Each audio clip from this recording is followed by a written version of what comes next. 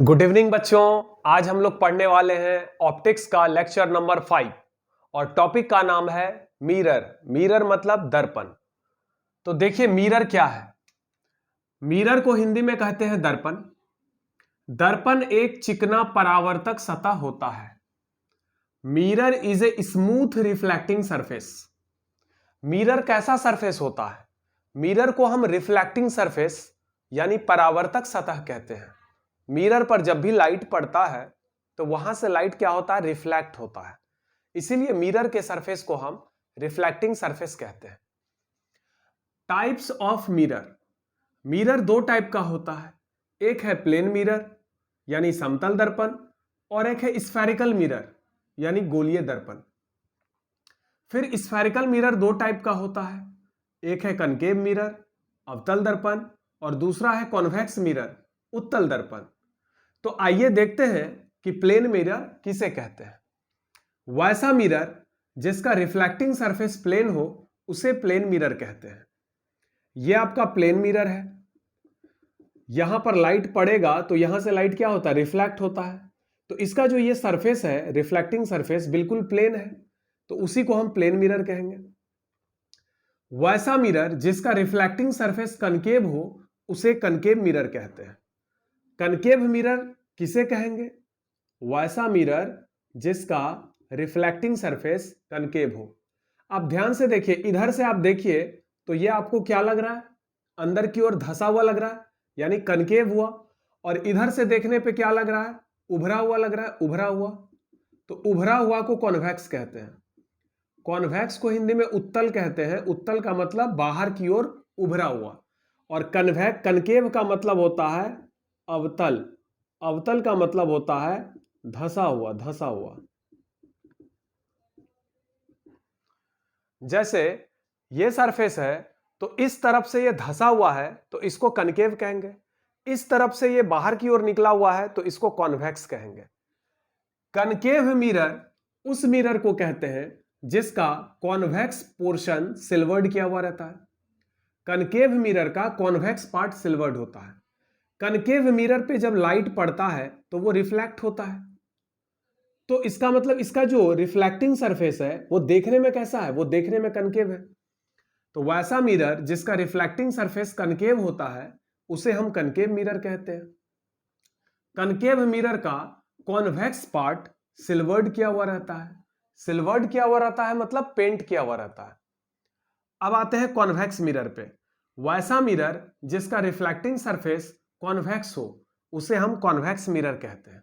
जैसे इस मिरर को देखिए, इसका रिफ्लेक्टिंग सरफेस ध्यान से देखिए, इधर से ये कॉन्वेक्स लग रहा है, बाहर की ओर निकला हुआ लग रहा है।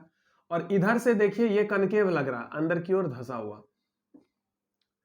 तो वैसा मिरर, इस पर जब लाइट पड़ेगा तो ये परावर्तित होगा, रिफ्लेक्ट होगा। तो इसका जो ये रिफ्लेक्टिंग सरफेस है, परावर्तक सतह है, वो देखने में कैसा लग रहा है? कॉन्वेक्स। ये बाहर की ओर निकला हुआ लग रहा है।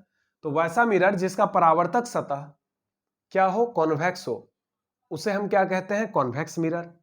कॉन्वेक्स मिरर का कनकेव पार्ट सिल्वर्ड होता है। कॉन्वेक्स मिरर का ये जो कनकेव पार्ट है, इधर वाला पार्ट, धंसा हुआ पार्ट, ये क्या रहता है? सिल्वर्ड रहता है। ठीक है। अब हम लोग प्लेन मिरर के बारे में पढ़ेंगे और उसके प्रॉपर्टीज के बारे में पढ़ेंगे। प्लेन मिरर तो समझ गए क्या है। वैसा मिरर जिसका रिफ्लेक्टिंग सरफेस प्लेन हो उसे प्लेन मिरर कहते हैं। प्लेन मिरर का टोटल 7 प्रॉपर्टी है। 7 प्रॉपर्टी है प्लेन मिरर का। हम बारी बारी से एक एक प्रॉपर्टी देखेंगे, ठीक है।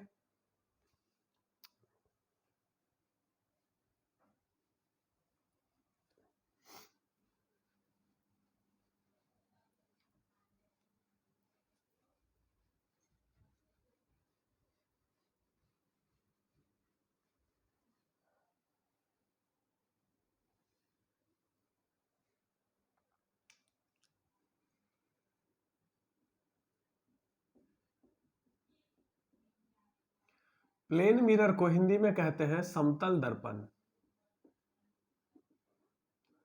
हम लोग इसका क्या पढ़ने वाले हैं? प्रॉपर्टीज यानी गुण। प्लेन मिरर का पहला प्रॉपर्टी क्या है? यह मान लीजिए एक प्लेन मिरर है। ये प्रिंसिपल एक्सिस है, इस पॉइंट को हम पोल कहते हैं। प्रिंसिपल एक्सिस पर एक हमने ऑब्जेक्ट लिया, इस ऑब्जेक्ट का नाम हमने रखा A B.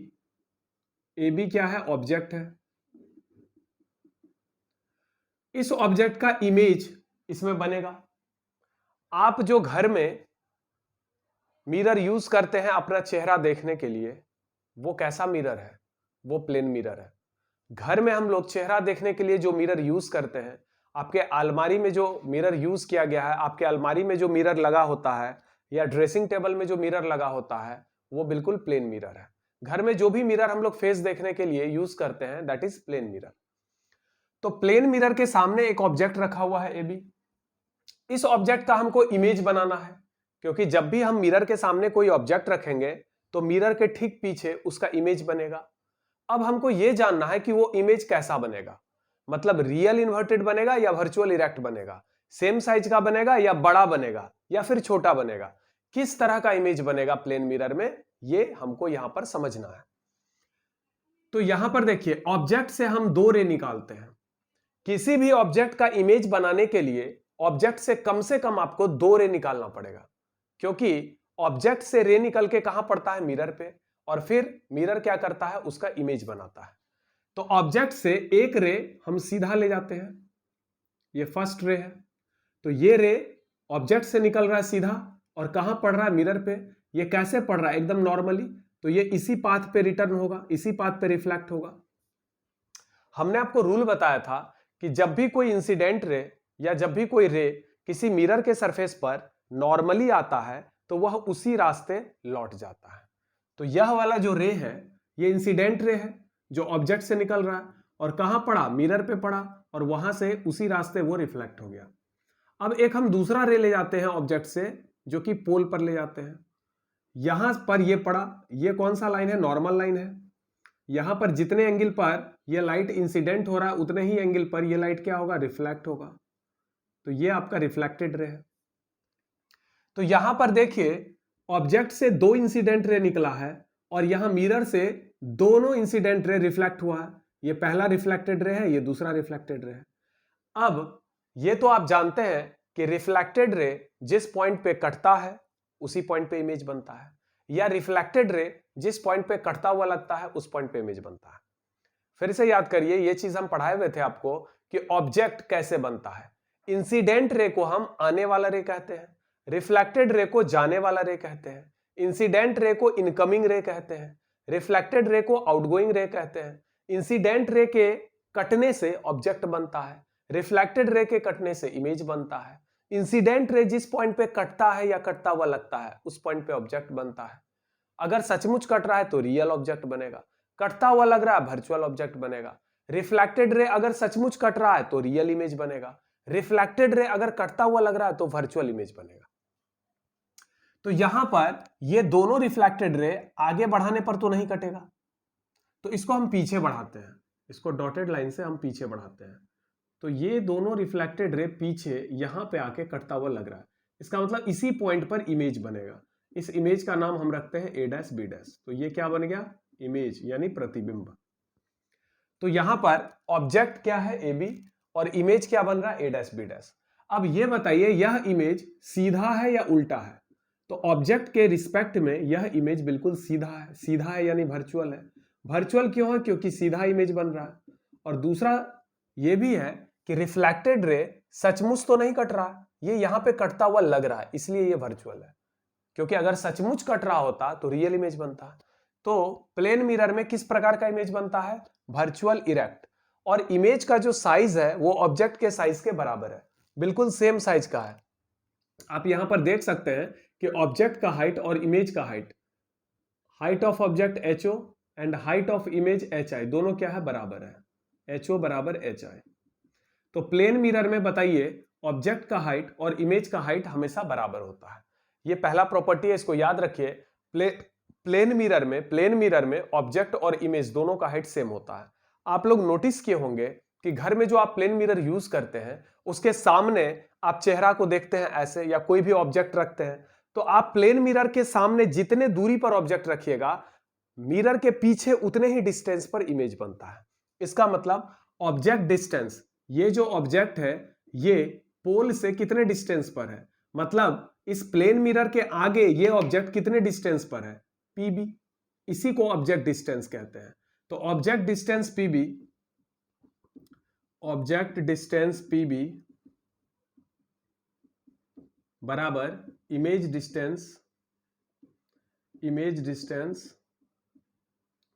PB dash. Object का डिस्टेंस हो या इमेज का डिस्टेंस, सारा डिस्टेंस हम पोल से मापते हैं।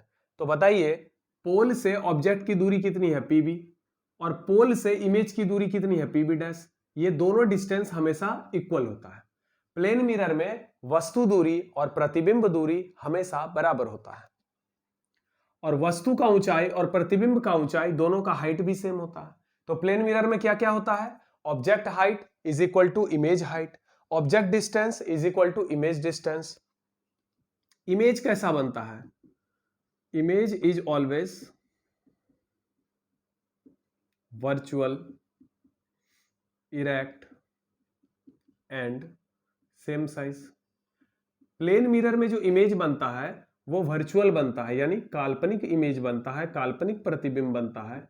इरेक्ट यानी सीधा प्रतिबिंब बनता है, तथा वस्तु के बराबर साइज का प्रतिबिंब बनता है, ना तो वस्तु से बड़ा बनेगा ना वस्तु से छोटा, एकदम इक्वल साइज का इमेज बनता है। 4 नंबर, मैग्निफिकेशन निकालिए तो क्या होगा। हम लोग कल ही मैग्निफिकेशन पढ़ रहे थे, मैग्निफिकेशन को हिंदी में कहा गया आवर्धन। तो प्लेन मिरर के लिए मैग्निफिकेशन यानी m का वैल्यू क्या होगा, तो m का फॉर्मूला डालिए HI/HO। अब देखिए HI का वैल्यू और HO का वैल्यू इक्वल है ना।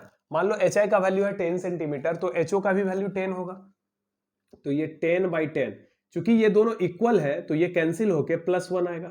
तो प्लेन मिरर के लिए मैग्निफिकेशन की वैल्यू +1 होती है, इसको आप याद रखेंगे। यह क्वेश्चन ऑब्जेक्टिव में पूछा जाता है कि समतल दर्पण के लिए आवर्धन का मान क्या होता है। तो चूंकि समतल दर्पण में प्रतिबिंब की ऊंचाई और वस्तु की ऊंचाई हमेशा सेम होता है, image height object height is always equal, इसलिए मैग्निफिकेशन का वैल्यू 1 आएगा। 1 आने का मतलब है कि इमेज जो है वो ऑब्जेक्ट के बराबर साइज का है। प्लस आने का मतलब है, ये +1 का मतलब, प्लस का मतलब होता है